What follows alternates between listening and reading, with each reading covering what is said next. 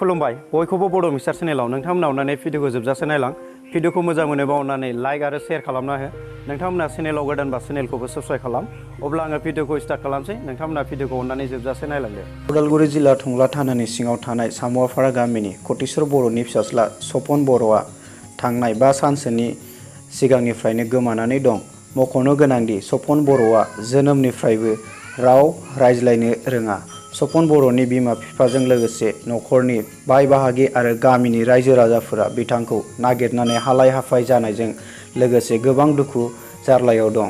बेनिखायनो उदालगुरि जिल्लानि अनगायैबो गुबुन गुबुन जिल्लानि सुबुंफोरा बिथांखौ नुयोब्ला गाहायाव होनाय जानबुं नाम्बाराव कल खालामना खौरां हरनो खावलायदों। जानबुं नाम्बार 9101371447।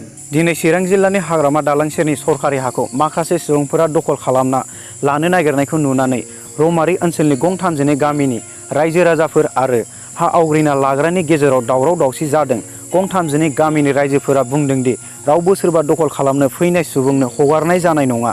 बिनिखायनो दिनै रौमारि ओनसोलनि रायजोफोरा दखल खालामनो फैनाय सुबुंफोरखौ होबथाफैयो।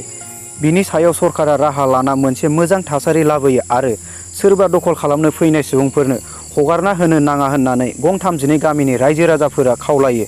बे जाथायथिलियाव आसाम पुलिस हान्जा आरो मेजिस्ट्रेट सौहैयो। लोगोसेनो मेजिस्ट्रेटआ मोननै हान्जानिफ्राय जिल्ला बेंगिरिजों सावरायलायनो थाखाय खोथा होलायो।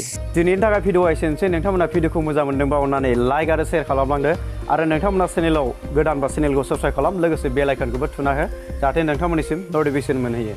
नोंथांमोननिसिम जोबोद जोबोद गोजोननाय थाबाय भिडिअ नायनायनि थाखाय।